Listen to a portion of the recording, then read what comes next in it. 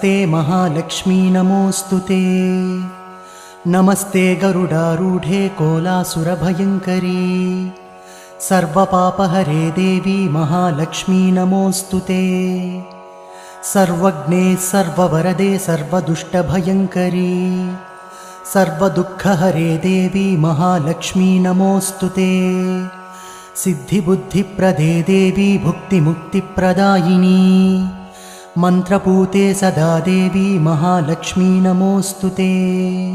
आद्यन्तरहिते देवी आदिशक्तिमहेश्वरी योगज्ञे योगसम्भूते महालक्ष्मी नमोऽस्तुते। स्थूलसूक्ष्ममहारौद्रे महाशक्ति महोदरे महापापहरे देवी महालक्ष्मी नमोऽस्तुते। पद्मासनस्थिते देवी परब्रह्मस्वरूपिणी परमेशी जगन्